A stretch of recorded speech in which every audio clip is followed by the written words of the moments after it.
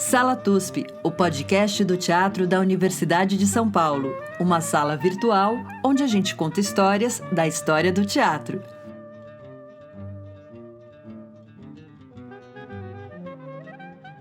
Olá, ouvintes do Sala TUSP. Bom dia para pessoas ressacadas com a eleição municipal de primeiro turno de ontem.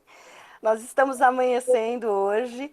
Eu, Maria Tendlau, aqui em São Paulo, Chico Pérez em Bauru. Bom dia, Chico. Olá, bom dia a todos que comeram bolo, estão muito felizes. Foi muito bom nessa festinha ontem. E nós estamos conectados com o bairro de Laranjeiras, bairro da resistência de Laranjeiras, com uma pessoa que é bipolar de cidade, que é o Márcio Abreu. Bom dia, Márcio. Bom dia, gente. Obrigado por estar aqui numa ressaca, como você falou, complexa, né? Cheia de questionamentos assim, para a gente. Acho que a gente tem algum avanço nesse primeiro turno aí das eleições, sobretudo nas câmaras municipais. Tem mais de 15 pessoas trans, travestis eleitas no Brasil, o que não é muito, mas não é pouco diante do que tínhamos antes. Então, eu acho que sim, é um motivo de comemoração. A gente tem tido pouquíssimos motivos de comemoração no campo político, esse é um dos motivos. Sim, bastante indígenas também eleitos, e eu fiquei sabendo disso, o que me deixa extremamente feliz. Ai, dá para respirar com um pouco mais de esperança, né? Dá. Eu vou te apresentar, Márcio. A gente hoje faz o nosso terceiro programa de história de grupos históricos e a gente vai falar sobre a Companhia Brasileira de Teatro, e o Márcio é um dos integrantes fundadores e atua como diretor e dramaturgo. Então, o Márcio também é ator. Eu nunca te vi em cena, Márcio, mas fiquei sabendo hoje que você é ator também e que você fez passagens pela Escola Internacional de Teatro da América Latina e Caribe e pelo ISTA, que é a Escola Internacional de Antropologia Teatral do Barba. Fiquei bem curiosa com isso. Em 1990, Curitiba fundou o Grupo Resistência de Teatro, onde trabalhou por 6 anos, e após isso, a Companhia Brasileira de Teatro, em 1999, que é sediada em Curitiba, mas desenvolve pesquisas e processos criativos em intercâmbio com outros artistas do país e várias partes do país. Já foi indicado a vários prêmios. Em 2012 foi escolhido como personalidade teatral do ano pela Folha de São Paulo. Recebeu o prêmio Shell de melhor direção pelo espetáculo Esta Criança. A peça Isso Te Interessa, de Noël Renaud, teve 5 indicações ao Prêmio Questão de Crítica, recebeu em 2012 o Prêmio APCA, esse trabalho. Dirigiu Krum em 2015, de Renaud Clevin, numa parceria com Renata Sorrá, segunda parceria. Dirigiu o Projeto Brasil com a Companhia Brasileira de Teatro e dirigiu em 2016, a gente já falou disso aqui no podcast, o espetáculo Nós, do Grupo Galpão. E, além disso, o Projeto Preto da Companhia Brasileira de Teatro, em parceria com a atriz e dramaturga Grace Passot e com Renata Sorrá, espetáculo lindíssimo. Em 2012, teve o texto Vida, publicado na França, pela Maison Antoine Vitté, numa coletânea por que eu fui escolher falar todos esses nomes em francês? A pessoa que não sabe. Da Enovar Dramaturgia Latino-Americana. E também é publicado pela editora Cobogó. Uma palavra em português. O projeto Brasil e Maré.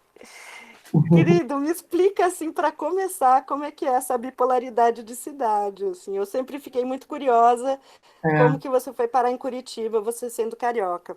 Foi uma situação corriqueira, assim, de adolescente, ir para mudar de cidade com a família, né? Eu morava com os meus, eu tinha 16 anos quando eu mudei para Curitiba, fui com os meus pais, e esse período de formação importante, né? Adolescência, início da fase adulta, assim.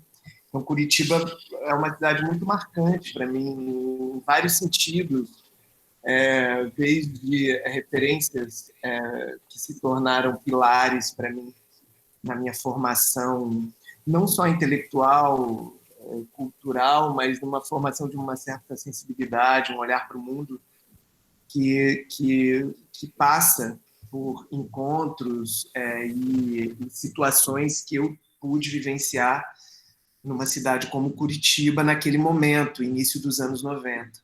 E depois eu vivi muitos anos em Curitiba, sei lá, pelo menos 15 anos.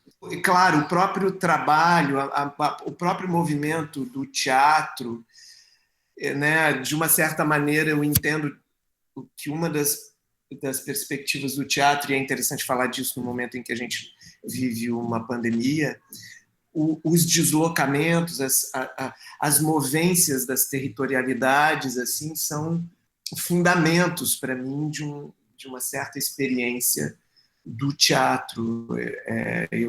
Eu entendo sentidos do teatro também nesses deslocamentos e em tudo que se desdobra a partir disso. Né? O movimento ou os movimentos são formas também de construção de pensamentos. E acho que essa é uma das perspectivas da Companhia Brasileira. E do meu trabalho, de um modo geral. Então, essa, digamos, bipolaridade, na verdade, é uma transpolaridade, é uma multipolaridade, porque né, não são só essas cidades, a minha cidade natal, que é aqui, o Rio de Janeiro, e Curitiba, que também é uma segunda cidade natal, porque são outros surgimentos, outros aparecimentos que se dão no meu corpo e na minha vida, com o sentido de coisas que nascem, né, de movimentos que nascem, na minha experiência radical de presença naquela cidade. E em outras cidades que eu tive, toda essa menção que você fez, por exemplo, há uma vivência muito significativa para mim, através do Fernando Peixoto, grande mestre para mim, assim, um mestre não só para mim, mas uma figura indesviável, se você for falar da história do teatro brasileiro, que justamente, a partir de um momento na vida, se encarregou com uma consciência muito singular e vibrante de ser referência para jovens artistas. Né? O Fernando Peixoto, eu tinha fundado o Grupo Resistência em Curitiba e tal, e o Fernando era dessas pessoas que conhecia o movimento dos grupos jovens, né, no Brasil, assim, muito, muito. O Fernando é uma pessoa incrível, a gente gostaria muito de fazer um programa sobre ele. E, de fato, assim, eu tenho lembranças de cruzar, além de lembrança de camarim, porque o Fernando era daquelas pessoas que invadiu o camarim, lembranças de camarim muito prazerosas.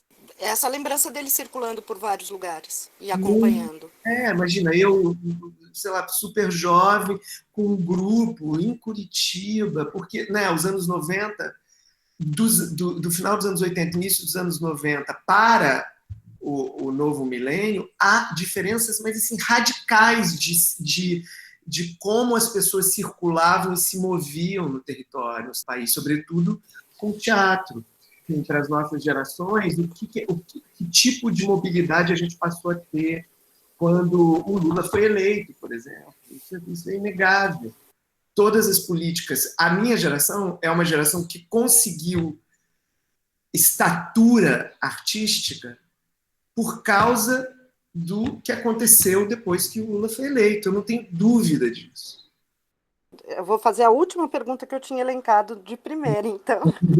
Você acha que isso tem a ver especialmente com o contexto político geral ou por uma articulação dos grupos que a década de 90 talvez tenha sido o auge do movimento teatro de grupo no país e você acompanha isso muito de perto? Eu acho que essas duas instâncias são absolutamente indissociáveis, porque toda a pujança do movimento de grupos e todos os vínculos que a gente pode criar, e esse é um assunto muito vasto, com o movimento Arte contra a Barbárie, todos os desdobramentos que isso teve em São Paulo, até chegar na Lei de Fomento, e todas as reverberações que esse movimento teve, e que são talvez até difíceis de mensurar, assim, né, toda a reverberação que esse movimento teve para a cena brasileira, assim, para os grupos, para os artistas, para uma certa afirmação de legitimidade, de caminho, de afirmação de uma legitimidade da profissão, dos modos de produção, todo o debate e as práticas, as experiências a respeito de modo de produção que derivam também daí, para mim, são instâncias muito indissociáveis de um movimento social maior que levou Lula ao poder. Existem vasos comunicantes muito nítidos nesses contextos coletivos na sociedade brasileira. E, evidentemente, a Companhia Brasileira ela surge nesse contexto, digamos, num fluxo bastante orgânico, no sentido de que nada disso foi planejado, né? Eu vinha de uma experiência de grupo em Curitiba, que eu criei junto com outras pessoas, de uma experiência do coletivo, que era o Grupo Resistência, que foi muito importante para mim, como afirmação tanto de dimensões do meu trabalho, da minha, digamos assim, das minhas orientações artísticas, para onde eu estava olhando, que movimentos eu gerava. Então, por exemplo, o fato de eu ser ator, diretor e autor está justamente nessa experiência de ter vivido muito cedo, experiências coletivas que me colocavam nesse lugar, e também com a possibilidade de experienciar isso como escola. Então, o Grupo Resistência, para mim, foi isso, que foi justamente o momento em que eu me vinculei com a EITAL, que através do Fernando Peixoto e da Eliana Diegues, e que esse início dos anos 90, uma boa parte do início dos anos 2000, eu era um frequente participante dos módulos de formação mesmo da EITAL em diversos países. E a Companhia Brasileira nasceu nesse contexto. A Companhia Brasileira não nasceu no Brasil, ela nasceu na Nicarágua. Me conta, eu quero saber primeiro o que aconteceu com esse projeto, se ele ainda existe. Bom, eu acho que é legal dar o contexto. Foi uma escola criada em Cuba, com representantes de vários, nos anos 80, com representantes de vários países da América Latina. O Fernando Peixoto era um dos representantes do Brasil, Oswaldo Dragum, na Argentina, e tal.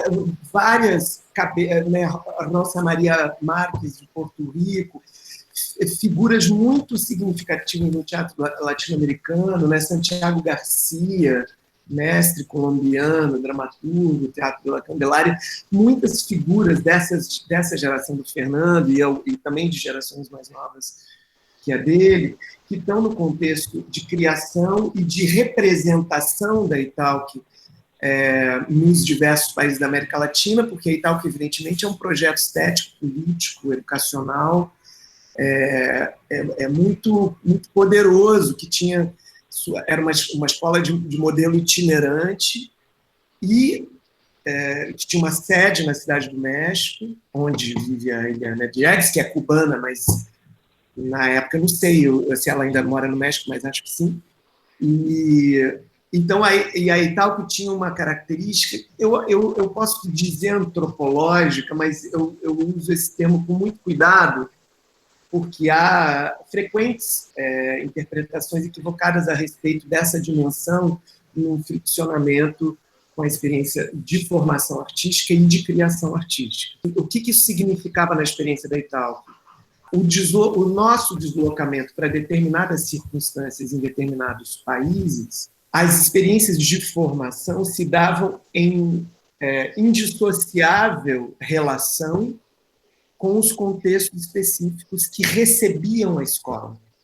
Então, por exemplo, já houve uma experiência no CPT. Então, o que acontecia? As pessoas que vinham, seja do Brasil, seja de outros países, vinham e ficavam dentro do CPT. Elas viviam aquela realidade do CPT. Elas moravam ali, naquele entorno, elas viviam as práticas e o cotidiano de trabalho da circunstância do CPT com o Antunes, com aqueles atores, com aquele elenco. Sei lá, eu fui para a Nicarágua, talvez tenha sido para mim a experiência mais radical, porque tinha uma circunstância muito singular. Eu acho que vale a pena eu narrar isso, mesmo que seja um pouquinho mais longo, porque essa experiência na Nicarágua é a circunstância de nascimento da Companhia Brasileira. Então, isso foi no final dos anos 90, já, bem, acho que era 99. Existe um movimento, que eu não sei se existe ainda, e eu também, para responder a sua pergunta, não sei em que situação se encontra a EITAL. Eu não sei se ela se desmobilizou, se ainda tem uma sede no México, se ela se articula de outros modos. Eu perdi totalmente o vínculo. Eu acho que a gente pode depois tentar fazer um programa só sobre isso, porque realmente é muito interessante e para mim, tinha me fugido essa história. Sabia de algumas experiências, mas não sabia que estava vinculado a uma escola. Eu acho muito importante, assim, por exemplo, falar com a Ileana, entendeu? Ela era diretora da escola, né?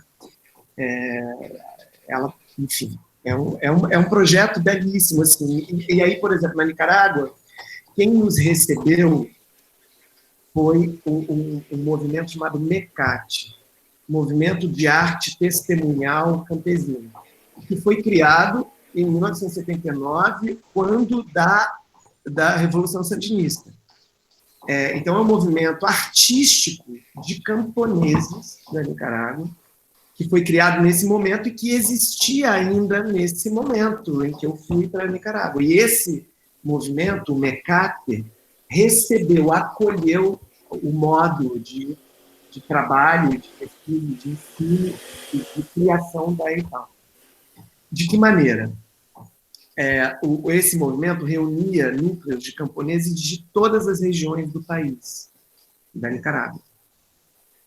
E tinham uma sede em Manágua, que era um casarão meio em ruínas, abandonado, mas que era um lugar muito importante para eles, porque era um espaço de mobilização, de encontro e de tomada de marcação de território, né? Então, o encontro da escola se deu em duas etapas. A primeira, ficávamos todas e todos alojados nessa casa, acampados praticamente nessa casa, e doávamos uma parte do dia, eu não me lembro, acho que eram 2 horas por dia, cada um de nós doava o seu tempo para alguma atividade de reconstrução dessa casa.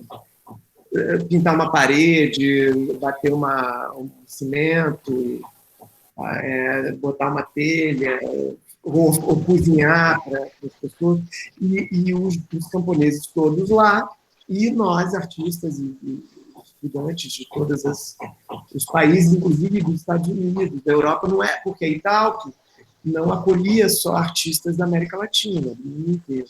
E tinha uma coisa interessante sobre essa relação antropológica, alguns detalhes que eu acho que vale a pena compartilhar. Por exemplo, a gente vivia a realidade dos camponeses, o modo de vida.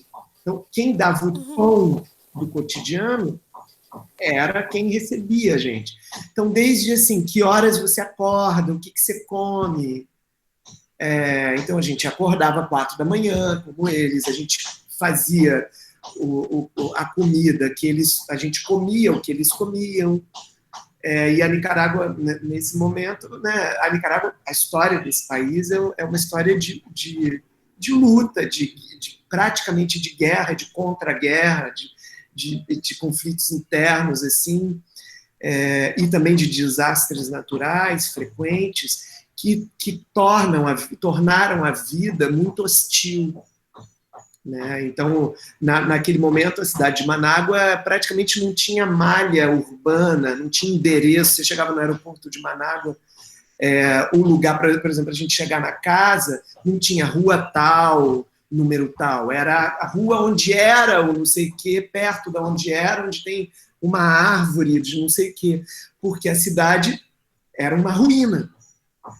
No final dos anos 90, início dos anos 2000, Manágua era inteiramente ainda bombardeada, destruída, praticamente não tinha nenhum prédio em pé. Isso a gente se esquece, né? A gente fica olhando para os ícones, para as guerras. O que a gente chama de guerra? Assim, sempre se elege uma espécie, alguns emblemas de luta. Isso sem falar em todos os países da África que sofrem tragédias inomináveis, e a gente fica olhando para, digamos assim, para as tragédias que acontecem nos países hegemônicos e reverberando isso. Assim, isso é um traço. Coletando dinheiro para Notre Dame, né? A gente precisa. Isso é um traço colonial, assim, que está muito incrustado na gente e que é muito difícil de transformar se não for por trabalho de consciência diário, né? Trabalho no corpo, né? Bom, é esse o contexto. Então eu devo ter ficado, não me lembro o tempo, mas pelo menos um mês lá. Então eram 15 dias nessa casa, já com os mestres, assim. Então tinha Rosa Luisa Marques, tinha o grupo Bread and Puppets de Nova York, que tinha o diretor era um dos professores, tinha um diretor chileno deslumbrante, genial, que já morreu, que é o Andrés Pérez, que é uma referência no teatro latino-americano para mim, assim, uma figura, enfim. Então você tinha trabalhos com o Santiago Garcia, muita gente, você ia trabalhando, migrando com esses professores e com mestres dos grupos de camponeses, e a gente trabalhava sobre determinadas lógicas de linguagem. Uma delas, por exemplo, que eu me lembro, é uma tradição que tem na Nicarágua, muito mantida por esses camponeses, e que remonta assim, à Idade Média, que eles chamam de canta-história. É uma espécie de performance narrativa musical com imagens pictóricas em relação com a narrativa, e que digamos assim, é a teatralidade deles mais recorrente, mais vigorosa, assim. E a gente trabalhou sobre essas perspectivas da canta-história e criamos pequenas performances, pequenas dramaturgias, e então fomos viajar com aqueles ônibus escolares amarelos, assim, norte-americanos, todas as regiões do país, nessas comunidades de camponeses, então se hospedando na casa das pessoas, nas montanhas e tal, apresentando essas performances. É uma experiência para a vida, né? Gente, é maravilhoso. E dá para entender total o DNA de parceria que a Companhia Brasileira mantém. Não só isso, mas como também esse viés internacionalista num bom sentido, no sentido da internacional. Tô brincando. No sentido de fazer essa troca mesmo com uma produção e com capacidade de comunicação para além. Assim, eu sempre fico com a sensação que a Companhia Brasileira faz um teatro muito maduro, que pode ser compreendido em qualquer lugar, que não tem, que apesar de comunicar muito fortemente, ser crítico, não sei o que, ele é um teatro constituído, assim. Eu acho que talvez isso venha dessa tradição latina, assim. Eu estava comentando com o Chico antes. Eu sempre acho que tem alguma coisa a ver com a cena argentina também, talvez seja isso, ou chilena. De uma certa maneira tem a ver com a cena argentina, porque também fui argentino. E eu já tinha, antes disso, no período do Grupo Resistência, eu tive uma presença que Curitiba, né, tem esse lugar, tem essa coisa de ser meio perto, fica mais barato você viajar para esses países, pelo menos ficava na época. Então eu fui muito para a Argentina, tive toda uma vida assim, tanto pessoal quanto assim de curiosidade, de pesquisa, de estudo, de troca em Buenos Aires, assim, nesse período curitibano, sabe? E aí a história da Companhia Brasileira é que eu fui junto, fomos eu, você se lembra bem disso, Maria, eu e Fernanda Fará, na época a gente era namorados. E esse era exatamente um período de transição que eu tinha me desligado desse grupo que eu criei, que era o Grupo Resistência. Eu tinha, o grupo continuou um tempo depois sem mim, mas eu tinha me desligado deles, assim. E eu estava fazendo um projeto com a Fernanda, que era, olha só, essa coisa da França na minha vida já, que tem a ver com o Fernando Peixoto, porque o Fernando Peixoto trouxe a obra do Cortés, né, para o Brasil. Ele fez aquela publicação pela Ocitec, que depois foi recolhida, com 5 textos do Bernard-Marie Cortés. Ele que me apresentou esses textos, ele me deu esse livro proibido, caçado. Aí depois ele tentou montar junto com a Letícia Coura em São Paulo uma espécie de cabaré Cortés, que depois também ele inclusive como ator. E aí depois isso foi meio proibido. Eu tinha o projeto de montar o Roberto Zucco, eu consegui os direitos, eu consegui traduzir o Roberto Zucco. Depois a Nelly Frank, com o Teatro Castro Alves, deu uma cartada, assim, comprou os direitos tipo, com exclusividade, e eu fiquei, tipo, lá, eu em Curitibinha, assim. E aí, eu e a Fernanda, a gente ia montar na Solidão dos Campos de Algodão, tinha até conseguido um projeto pela lei lá de Curitiba, de incentivo à cultura, lei municipal, e aí, justamente nesse momento que a gente estava lá na Nicarágua, telefonema, seu projeto com a Fernanda foi aprovado, precisa dar um nome assim, de um grupo, de uma companhia, de não sei o quê. Como eu e a Fernanda éramos os únicos brasileiros, nesses trabalhos que a gente percorreu a Nicarágua, nas comunidades, as pessoas chamavam a gente de Companhia Brasileira. E aí a gente falou, Companhia Brasileira, e ficou. Mas assim, eu nunca pensei nisso, assim, em criar uma companhia, assim como eu tinha pensado em criar um grupo lá, com o Grupo Resistência. Mas isso faz parte disso que eu estava falando no início, que é uma espécie de movimento que gera construções, inclusive construções sociais, e que tem por trás disso tudo princípios, uma espécie de ética que faz muito parte da minha formação, das minhas referências, e que, de uma certa maneira, são essa ética eu a vejo bastante indissociável do trabalho que eu faço até hoje, inclusive no sentido estético e de linguagens. Aí a Companhia Brasileira ficou esse nome, que parece meio um nome institucional estranho, mas que, aos poucos, também, na trajetória da companhia, acabou fazendo sentido, porque, de fato, a Companhia Brasileira não é um grupo fixo de artistas ou de atores que estão localizados nessa ou naquela cidade. Existe um fluxo de gente que compõe Sim. em movimento essa experiência que é a Companhia Brasileira. Sim, sim. E aí, a Nádia, a Giovana, que são as pessoas que estão, fora o pessoal de produção, são o núcleo artístico principal e a hoje, Cássia, né? 20 anos da companhia. E a Cássia. Então, essas pessoas e a Cássia entraram em momentos diferentes, assim, mas que, porque, assim, digamos, o primeiro ato que eu considero fundante, para além desse, e que de fato, eu percebo que se constituiu como que nesse período aí, em 2000, eu já estava numa profunda pesquisa com a obra do Cortázar. Eu li todas as palavras que o Cortázar escreveu, eu li. Eu li. A pessoa não ficou abalada para o resto da vida?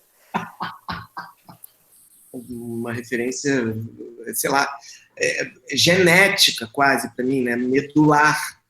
É uma obra para mim de, né, quando a gente fala essa obra de iniciação, essa obra de que você passa para a idade adulta, assim, né? É uma obra que eu já lia desde muito novo, assim, mas essas obras mais, sei lá, que ficaram mais pop, tipo Cronópolis e Fama, Histórias de Cronópolis e Fama, né, Bestiário, são umas obras meio pop do Cortázar, que eu lia já antes, mas aí eu, de fato, nesse momento que eu estava, aí esse final dos anos 90, dos anos 2000, eu estava muito mergulhado na obra do Cortázar, inclusive também tem a ver com a minha relação com a França, e com a Argentina e tal, enfim, aí eu estava querendo fazer uma peça a partir dessa experiência toda de ler o Cortázar, e também com um desejo muito nítido para mim de ter a coragem de me colocar na experiência de criação como autor e diretor, sem estar em cena. Porque antes eu tinha feito isso sempre estando em cena.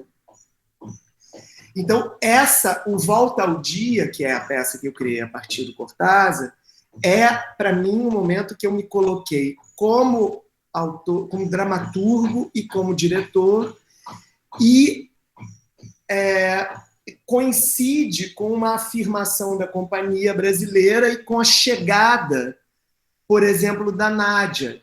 A Nádia, que era uma pessoa que eu já conhecia da cena de Curitiba, mas a gente não era amigo nem nada, mas a Nádia entrou no processo do Volta ao Dia como iluminadora já naquele momento, tipo um mês antes da estreia, talvez um pouquinho mais, mas não participou, digamos, do início e nem de uma boa parte do processo, mas com a sua entrada se estabeleceu um vínculo imediato de cumplicidade mesmo, de entendimento. Então, tudo isso que eu buscava já naquela época, que é entender outras instâncias da criação com sentido dramatúrgico, por exemplo, como a luz, que era uma coisa que eu já trabalhava lá no Grupo Resistência, já buscava, já entendendo a dramaturgia, porque também nesse período do Grupo Resistência eu fiz muita performance, eu fiz espetáculos de dança como intérprete, como performer, com artistas da dança, eu sou muito ligado à dança. Então, todo o entendimento de escrita e de dramaturgia, para mim, tinha fissuras de diálogo e de interseção com outros campos, inclusive, do pensamento e da arte. E aí, a Nádia foi a grande interlocução para mim nessa reta final do Volta ao Dia, e ela virou uma parceira assim, fundamental, né? Então, eu vou te fazer uma pergunta que eu não sei se eu sei elaborar ela direito, mas que eu percebo na cena da Companhia Brasileira, e aí talvez você possa falar um pouco sobre o processo de criação, como que vocês funcionam. Mas eu percebo uma dramaturgia de imagem muito forte, ao mesmo tempo um peso da palavra assim, muito grande, da escrita, do texto. Eu tentei relacionar um pouco isso, talvez, com a cena contemporânea francesa, que aí vocês dialogam bastante, e que eu vejo menos em outros grupos no Brasil, enfim, especialmente grupos de pesquisa e tal. Como que é essa junção da palavra e da imagem que vocês elaboram tão bem? Não sei nem se isso é uma pergunta, Márcio, mas enfim. Não, mas acho que é legal acho bem interessante você colocar essa questão, porque me dá a chance de falar ainda mais de outros aspectos do contexto da criação, assim, e da chegada de determinadas pessoas, o que isso significa. Para responder, ou para pensar junto com você essa questão, eu sigo até no que eu estava falando antes, porque assim, aí a gente estreou o próprio Volta ao Dia, aí, então, falando, porque o Cortázar é exatamente esse multiartista que, ao mesmo tempo que tem uma preciosidade e um vínculo, digamos assim, vertical com a palavra, evidentemente, né, um autor de literaturas, né, no plural, é essa figura que olha para o mundo e que manipula e que mexe com as linguagens em diversos campos, né? A literatura dele também é produtora de um campo imagético extraordinário, né? O Cortázar também foi, por exemplo, um crítico. Ele tem 5 volumes de uma obra crítica muito singular, assim, não só de literatura, mas de outras manifestações artísticas, assim, ao mesmo tempo que foi uma espécie de viajante, né, de ser indissociável da sua própria produção artística, né? Ele, para, digamos assim, mencionar um pouco um campo de reflexão deleuziano, tem digamos, uma dimensão de vida como obra de arte. E isso é uma perspectiva que ficou sendo muito, muito vibrante para mim, pensar essa performatividade de um artista na sua trajetória, assim. Então, essas questões que eu estou te colocando, esses aspectos, são muito importantes para mim e, de fato, me influenciaram a lidar com a palavra também, digamos, num outro campo, assim, que não esse entendimento da palavra hierarquicamente, né?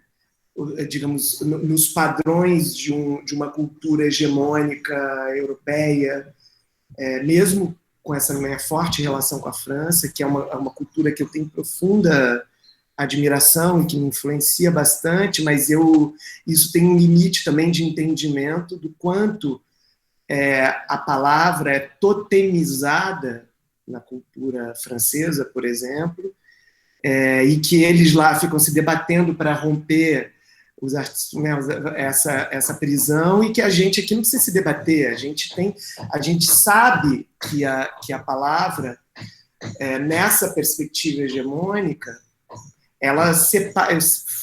Eu falo isso, mas isso está presente, assim, digamos, mesmo inconscientemente, desde muito cedo para mim. Que, né, essa palavra que separa razão e emoção, cabeça e corpo, né, e que, no fim da linha dessa reflexão, a gente vai parar onde? No racismo. Né? O desenrolar dessa imagem cai no racismo. Desemboca lá esse raciocínio. Então, a minha relação com a palavra é também de abertura de buracos na palavra, né? E de entendimento de estruturas, por exemplo, dramatúrgicas, mesmo quando eu montei no contexto da companhia diversos textos de teatro, né? Escritos por autoras, autores, por exemplo, franceses,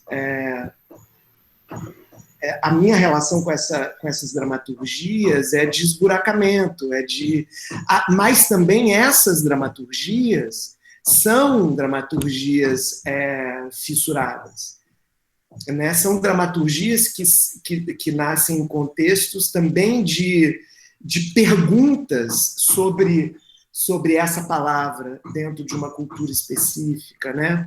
Não são dramaturgias consentidas, né? São dramaturgias de uma certa maneira com graus de dissidência da lógica dominante, né? Todas essas autoras e autores, mesmo que sejam super reconhecidos nas suas trajetórias, como a Noëlle Renaud, que você citou, eu vou dizer aqui, o Philippe Mignonat, o Joël Pomerat, o Jean-Luc Lagarce, o Ivan Viripaev, que são autores e autoras que eu montei no contexto da companhia, mas também o que é montar esses autores, né? Eu montei esses autores no contexto da companhia, não porque eu escolhi, fiquei procurando texto para montar, mas porque, de uma certa maneira, essas linguagens, as dramaturgias desses artistas, dialogavam com as dramaturgias que eu vinha engendrando, criando, escrevendo, compondo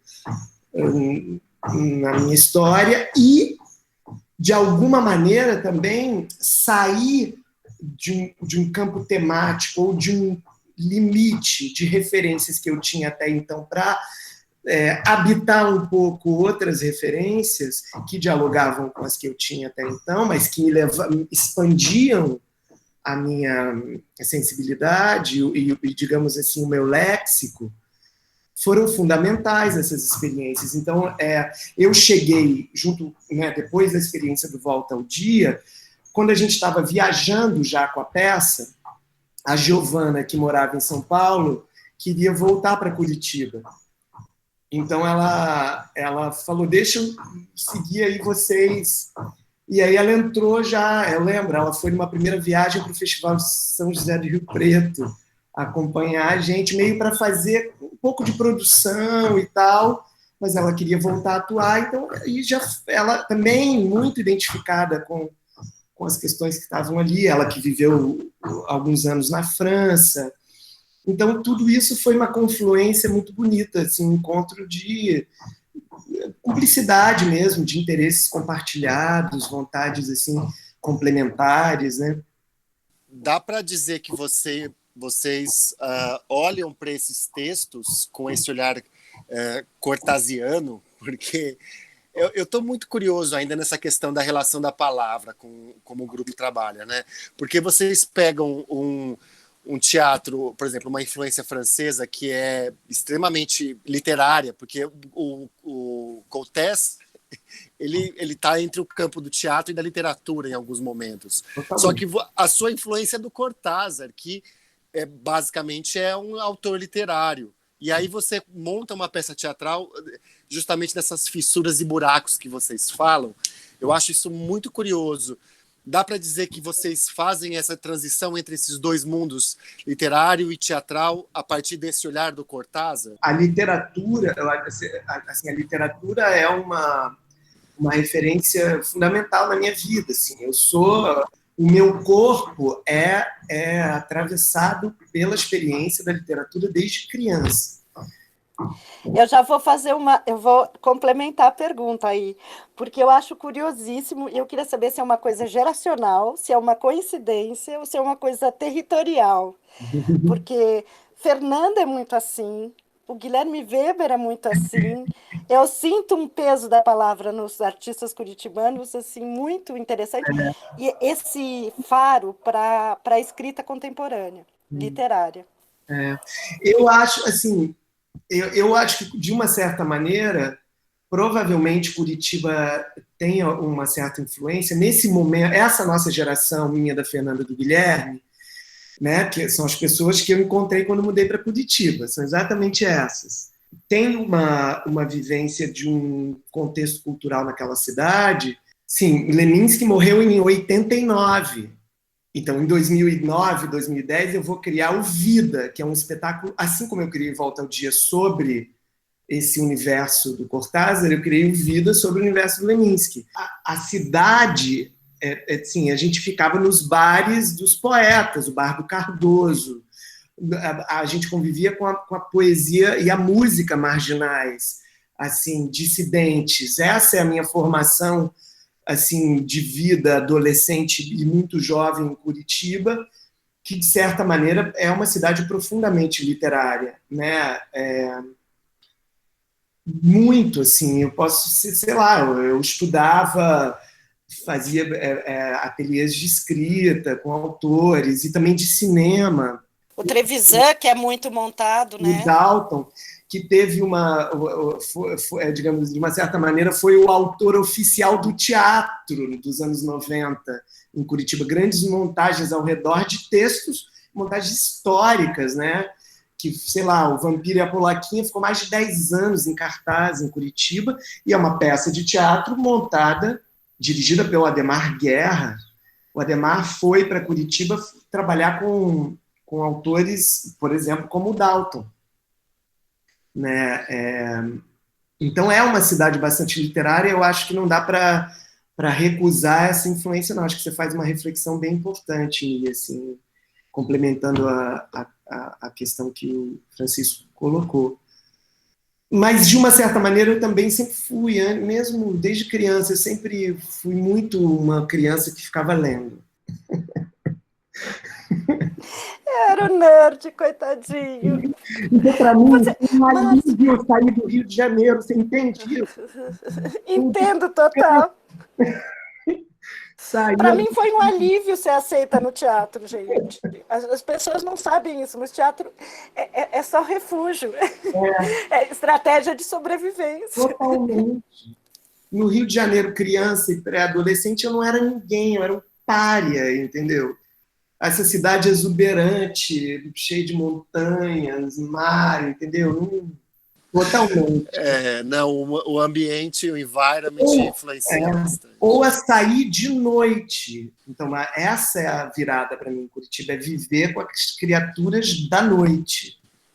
Do underground. Você estava mais para os vampiros do que para as polaquinhas. Tem. Bem mais. Né? Eu tô imaginando o Márcio de polaquinha e aí o Márcio de vampiro. Deixa eu imaginar. Qual das duas eu consigo encaixar melhor a pessoa? Márcio, querido, a gente já cumpriu aqui um tempo, mas essa conversa abriu para muitas coisas, então maravilhoso, assim. Eu queria que a gente finalizasse, se você pudesse dizer um pouco como você está vendo hoje, assim, né? Nesse momento tão difícil, mas ao mesmo tempo com potências interessantes. Como que você está se sentindo hoje, assim, projetos, desejos? É difícil falar disso, né, pra gente, mas eu não sei, eu tô, assim, a primeira coisa que eu tenho para dizer em relação a isso é que eu tô profundamente abalado, atingido, né? Eu ainda me sinto profundamente impedido de muitas coisas, né? Assim, e não é só esse momento específico da pandemia, mas essa sucessão de golpes que a gente foi, nós artistas no Brasil, todas as existências que têm graus de dissidência e de inconformidades, né? E de afirmação de singularidades, todas essas existências estão radicalmente atingidas, né? E com grau de impedimento no Brasil desde há algum tempo, né? Já são golpes sucessivos que a gente recebe e que a gente não consegue reagir coletivamente à altura. Então, também, cada indivíduo vai sendo corroído, assim, fragilizado. Eu me sinto... Eu não posso dizer que eu não esteja assim. No entanto, o meu comprometimento diário é com ações que façam frente a essa corrosão. Eu sinto que eu tive momentos aí, especificamente depois da eleição dessa figura inominável e da pandemia, eu sinto que eu tive momentos, assim, e tenho ainda muito instáveis, de maior abatimento e menos ação, e outros em que eu consigo ser mais propositivo e mais ativo, assim, em ações que se oponham a tudo isso, e eu acho que tudo que eu tenho tentado fazer é criar meios de continuar existindo, não só individualmente, mas coletivamente, e as ações que eu tenho feito são já eram, mas assim, agora mais ainda são nitidamente confrontativas e políticas, né? Eu estou muito comprometido em mudar a paisagem. Também tem uma coisa, e aí você falou da imagem, isso também está na palavra, assim, a gente, todos nós estamos instados a rever o nosso léxico, né? Assim, já há algum tempo. Sim. Mas, para além disso, como que a gente renova esse léxico de modo crítico, mas também a dimensão da imagem ou das imagens que se impõem, mostrando para a gente uma paisagem árida, né, pouco habitável, né, hostil, uma paisagem de morte simbólica, de morte física, de morte da história. Isso é que é o mais, digamos, tenebroso, né, assustador, uma espécie de morte da história. Então, isso coloca a gente numa situação também de então colocar as histórias apagadas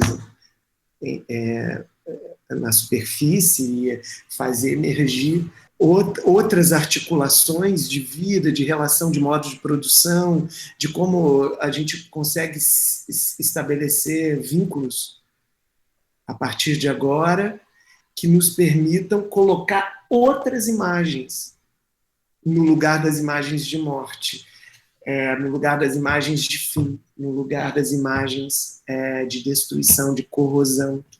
É curioso você falar isso, porque no começo da entrevista você falou que sua existência também vem através da relação política quando o Lula foi eleito, né? Eu também, né? Eu também vim nessa época. E a gente teve um momento de existência, que foi os anos 90, né? E depois a gente está entrando numa fase de resistência, que é essa, tentando se manter num lugar em que a gente arduamente foi alçado em algum momento, né? E é curioso essa fala sua, que me faz refletir também sobre nós, sobre eu, a Maria, e outros tantos artistas que nós conhecemos que também tiveram essa ebulição dos anos 90, na candidatura do PT, vamos colocar isso já em palavras mesmo, né?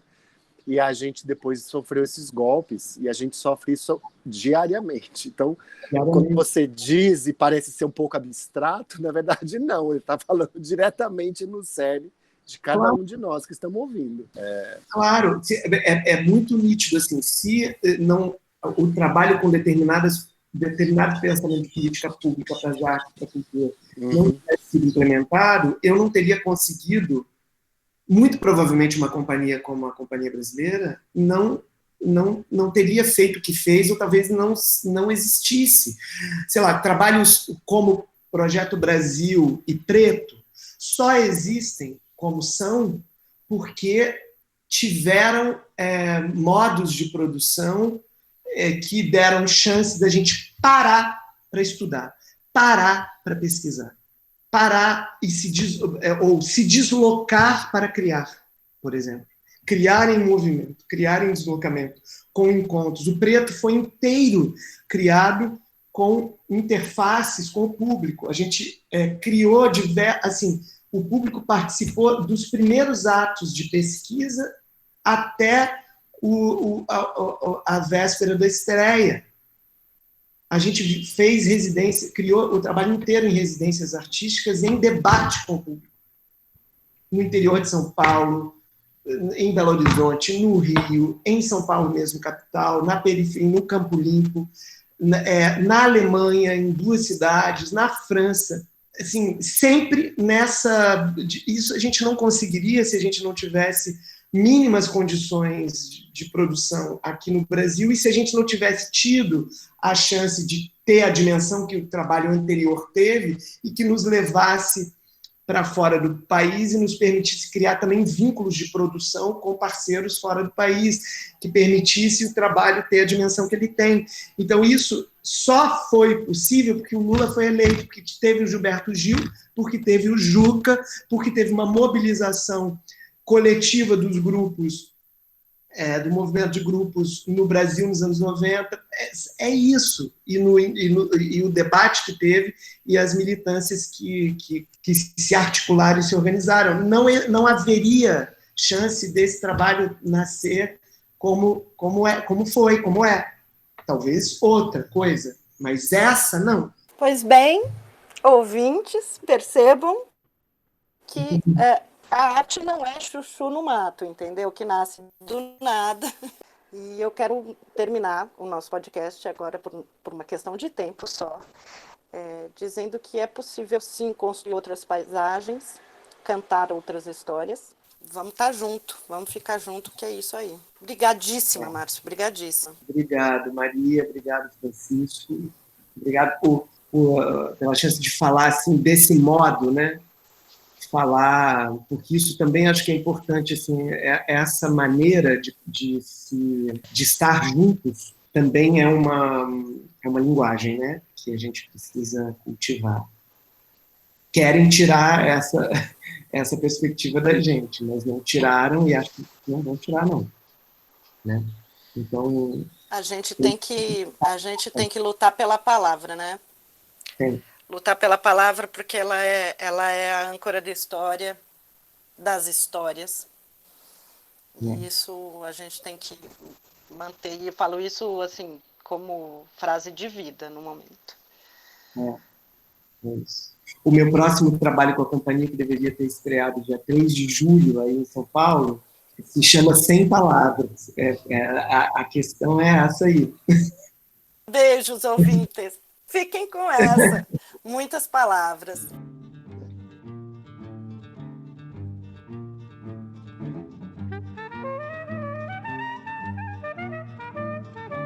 Esse foi o Sala TUSP. Sala TUSP, o podcast do Teatro da Universidade de São Paulo.